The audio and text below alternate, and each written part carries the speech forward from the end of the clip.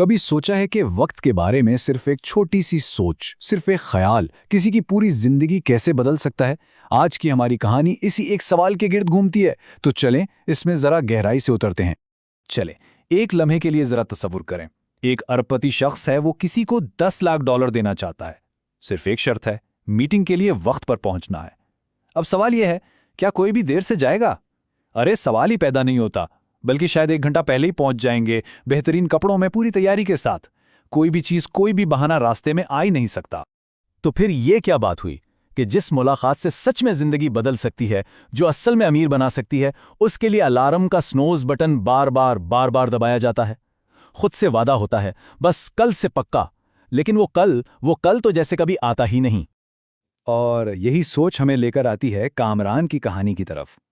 एक ऐसा नौजवान जो एक आम सी जिंदगी के चक्कर में बिल्कुल फंसकर रह गया था, और वो इस बात से बिल्कुल बेखबर था कि इसका सबसे बड़ा दुश्मन कोई बाहर नहीं, बल्कि वो धोखा है जो वो वक्त के बारे में रोज खुद को दे रहा है। देखिए, कामरान की कहानी ना, ये लाखों लोगों की कहानी है।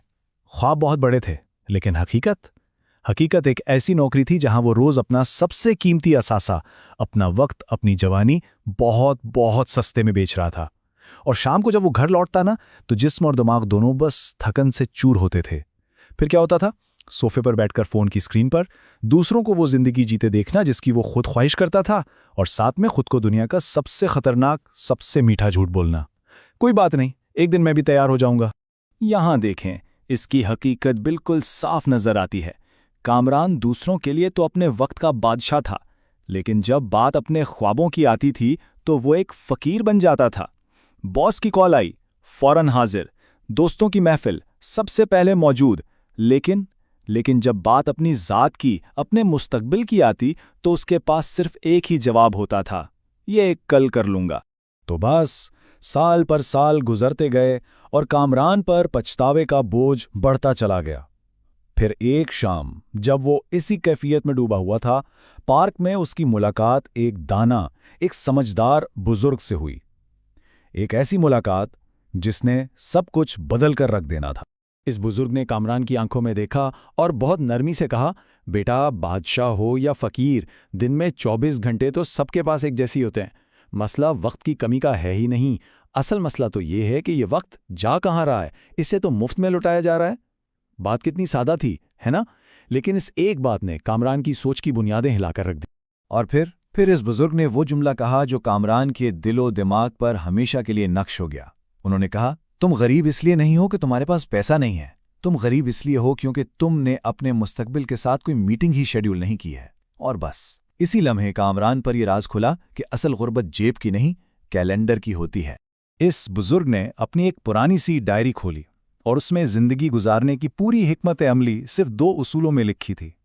पहला, सुबह 5 बजे पे माई सेल्फ फर्स्ट, मतलब दिन का पहला और सबसे कीमती हिस्सा अपनी ज़ात पर लगाओ। और दूसरा, रात 8 बजे बिल्ड द एम्पायर, यानी अपनी सल्तनत की बुनियाद रखो। ये कोई आम सी टू डू लिस्ट नहीं थी, नहीं, ये अपनी तकदीर खुद लिखने का एक पूरा मंसूबा था। उस रात कामरान ने सिर्फ कोई फैसला नहीं किया, उसने अपनी पुरानी आदतों के खिलाफ बाकायदा ऐलान जंग कर दिया। टीवी बंद, फोन एक तरफ, और उसने अपनी जिंदगी के सबसे अहम प्रोजेक्ट पर काम शुरू कर दिया। और यहीं से 1 घंटे के जादू का आगाज हुआ।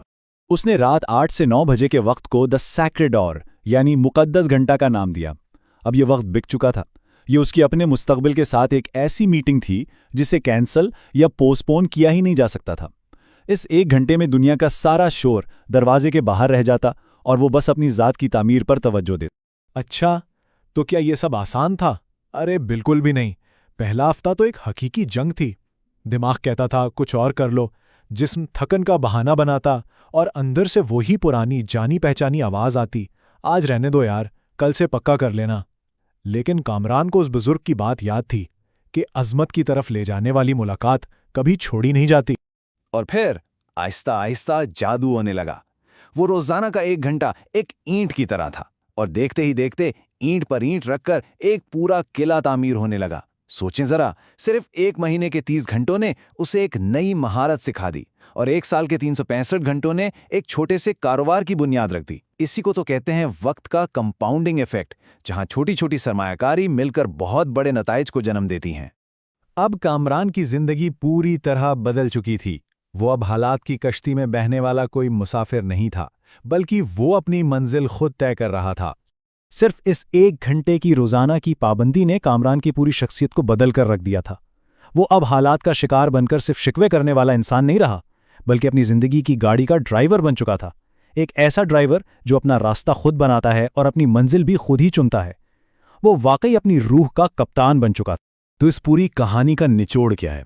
इसका सबक क्या है? बहुत सादा है। पहली बात, हकीकी दौलत का सफ़र बैंक अकाउंट से नहीं, कैलेंडर से शुरू होता है।